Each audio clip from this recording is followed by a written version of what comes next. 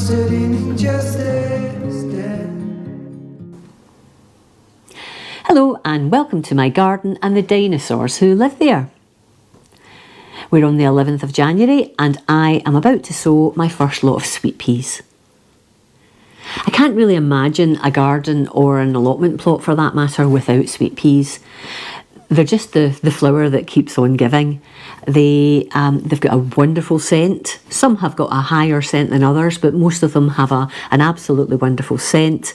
And the more you pick sweet pea flowers, the more flowers you will get. And they'll flower right the way through the summer into autumn, and you might still be getting flowers in October and even into November, depending on what the particular weather in that particular year is.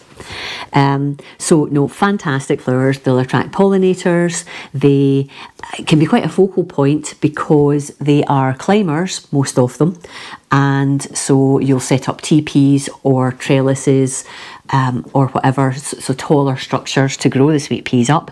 You do get sort of shorter, bushier variety of sweet peas and even trailing sweet peas as well.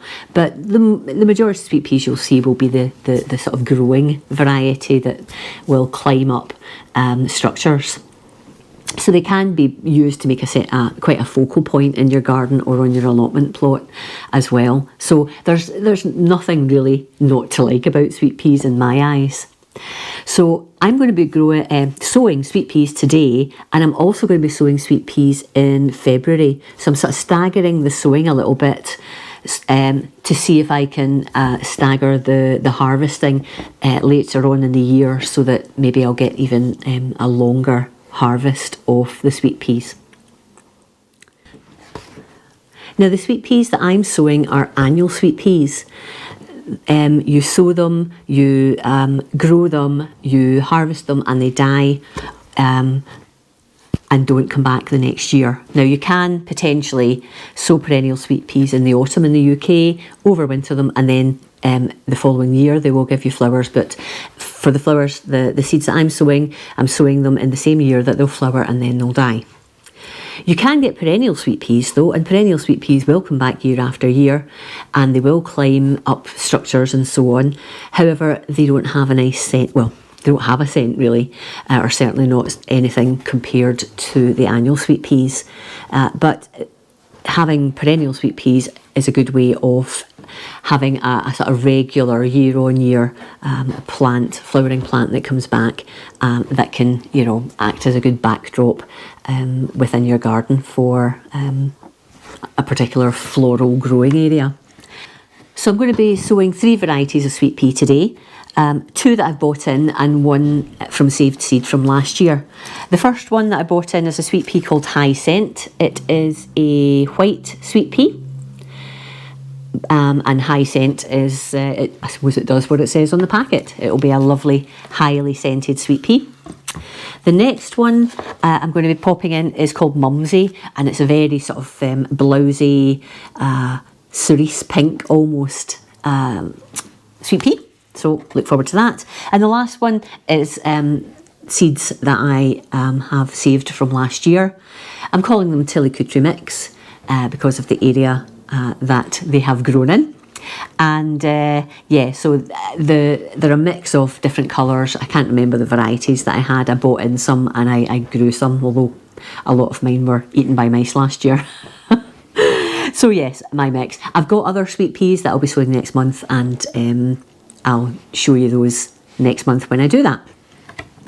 So I've got the sweet peas that I'm going to sow. What am I going to sow the sweet peas in? Well, sweet peas like to have a long root system, and they don't like having their roots disturbed. So the best thing you can do for sweet peas when you're actually sowing them is sow them into a deep cell tray of some description. Quite often people will use root trainers, and if you've seen root trainers, they're a bit like books. They close, so they're very tall and slim, and they close, and you can sow the seeds in there, and then you just open them like a book when you're going to plant the sweet peas out. And it's easy to take the sort of whole root ball in the plant without disturbing the roots, and then just pop it into the ground, and they are really good. I used to use root trainers, and the root trainers I had were, let's just say, the old-fashioned type. So the plastic in the root trainer was quite brittle, and they sat in a grid rather than a tray. They did me well for years, actually. But last year, the year before, I changed my approach, and I actually use now this. Now, this is a hard plastic deep cell tray, and it's got 1, 2, 3, 4, 5, 1, 2, 3, 4, 5, 6, 7, 8, 40 cells, nice and deep. This has come from Container Wise, and it's great because you've got a nice deep root system, and with Container Wise cell trays, there's quite a large, I don't know whether I can show you this without everything falling out. There's quite a large hole in the base, so it's easy just to use your thumb to push up the whole plant when you're wanting to bring it out to actually transplant from the cell tray into the ground, which is what you'll do later on in the spring. It's not as easy to get the plants out of this as it was the old root trainers, but I didn't really want to, a couple of years ago when I was replacing my root trainers, I didn't want to replace them like for like. Because they are quite brittle, those old ones. There are new root trainer type containers or cells that are available in different places. So have a look around if you want to go down the root trainer, the sort of book type of root trainer cell tray, because you could get those, but these really hard plastic Container Wise deep cells are great as well, and they'll last forever because they're not easily damaged. So that's what I'm using. You could, if you didn't have this and you didn't want to sort of buy anything, you could just use deep pots, and that's fine as well. So this is the container that I'm going to be growing in, or the cell tray. What have I got in the cell tray? Well, I've got, actually, it's general purpose compost I'm using. I'm not using seed compost. Seed sowing compost doesn't have a high nutrition because generally what you're doing is you're putting seeds into it. The seed itself contains everything that plant needs to actually germinate and grow on a little bit into seedling state. But thereafter then there's nothing really of nutritional value for the seed. And these sweet peas are going to be in here for, well, this is January, February, March, probably beginning of April time. They're going to be in here, so they're going to be in here quite a while. So I wanted to use compost that had a nutritional value, so I'm using a sort of general purpose compost. I have mixed in vermiculite, and if you've seen any of my videos, you know that I'm a total advocate of using vermiculite when you're sowing seeds, because the vermiculite, it helps to aerate the soil, it lightens the soil if you've got quite a dense compost. It also holds on to moisture to release it in a fashion that isn't going to drown the roots of your plants. So I've got vermiculite already mixed in. You can see the little white dots of vermiculite in here. So compost and vermiculite. I actually had sieved the compost. You can get away without sieving your compost for sweet peas because they're quite large seeds, but I had sieved compost anyway. So often, particularly the general purpose compost mixes, you get lots of chunks of wood and bits of plastic and all sorts. So I'd rather not have that in the tray that's going to take up valuable space for the roots of my sweet peas. So cell tray, deep roots, general purpose compost I would highly recommend, and vermiculite. You can use perlite, which is an alternative to vermiculite, to mix in as well. As for the seeds themselves, there's various schools of thought. There's various approaches for preparing your seeds to actually sow. Sweet pea seeds are little round balls. Let's just grab a couple out of here. Let's see if you can see them. So it's a little round, I'll hopefully zoom in on that, little round ball, a little hard ball, and you can just pop them into the cells and cover them over lightly, and that's you. And they will. That's fine. They'll germinate, no problem at all. However, what you can do if you want is prepare those seeds to encourage germination. And there's various ways you can do that. Some people will take the seed and they'll get a nail file and they'll just scratch a little bit of the surface of the seed just to thin it out, just to help that seed burst into life, because it's thinning the shell of the seed a little bit. Some people will take their sweet pea seeds and they'll soak them in cold water overnight. And using a sort of water approach is quite good, because as well as softening the shell of the seed, that's not easy to say, as well as softening the shell of the seed, it just adds a bit of moisture back to that dry seed and just again helps kickstart the germination. What I do, because more often than not I'll want to sow the seeds when I think about it, and on the same day I think about it, so I don't want to wait 24 hours to soak the seeds first. What I do is I get warm water and I put warm water into these are little yogurt pots, quite warm water, not roasting, but quite warm water, and I've just popped the seeds in here. This is the high scent ones, and I've just popped them in here for an hour or so, and again that just sort of fast tracks it a little bit. Really, it just helps to get them to take on water and to soften the shell just ever so slightly, and that's them ready now to go into the soil, and hopefully they'll get a head start in germination. Of course, at this time of the year, you don't really need a head start in germination, but you know what it's like. If you're anything like me, you're like, okay, I've sown this, hurry up. When are you going to germinate? Are you okay? Are you going to germinate? You know, so it's quite good just sort of helping to fast track that a little bit. So I have what I'm planting in. I have prepared the seeds. And how do I go about sowing? Well, it's not difficult, as you can imagine. What I'm going to do is I'm just going to, and I've not got a dibber because it's outside, I'm just going to use the good old Sharpie, and I'm just going to put a hole about an inch deep in each of these cells.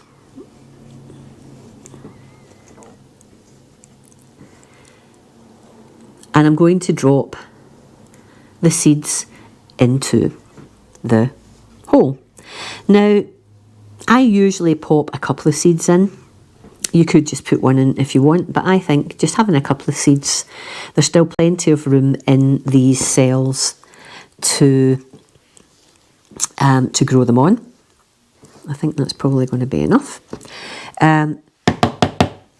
So yeah, I'll just pop a couple of seeds in these, make sure I label them, and then what I'm going to do is I'm just going to sprinkle vermiculite over the top. You can just put compost over the top if you want, but I'm just going to pop vermiculite over the top and make sure I label them. Where are my labels? Bear with. Oh. Okay, hyacinth. Hyacinth is the first one that's going to go in.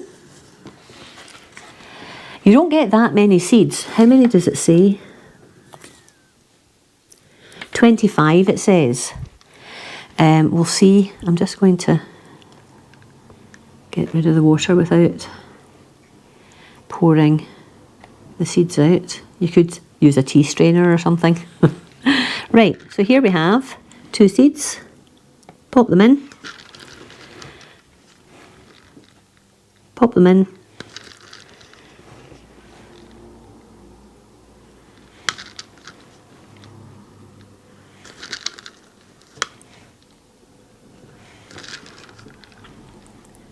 Just make sure they're down deep enough, because if they're not, they'll sort of get pushed up to the above the surface when the roots start forming, or they can do.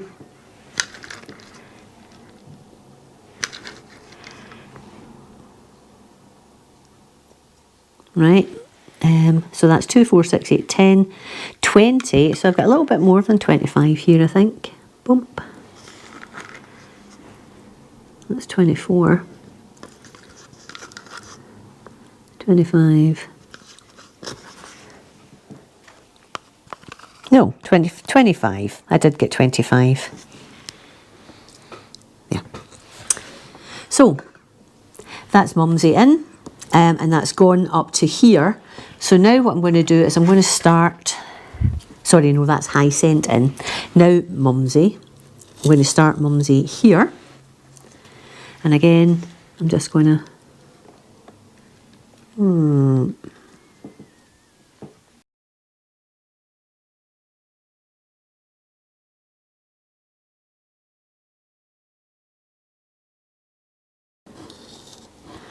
Okay, that just leaves me 2, 4, 6, 8, 10. So that'll be 20 seeds of the Tillicootery mix. And I think I've probably got more than that, but that's okay. I can put 3 in some of the cells. Oh.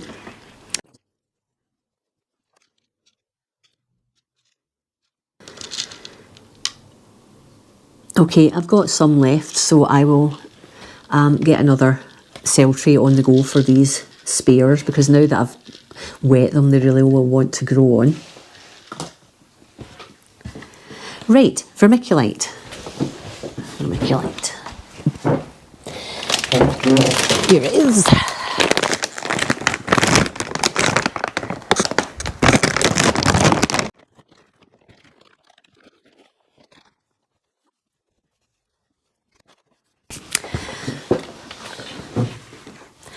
Now, I had already watered this compost, but what I'm going to do now is just lightly water again, and that just dampens down the vermiculite and make sure that the seeds are getting connection to the compost now that they've been dropped into the holes that I made.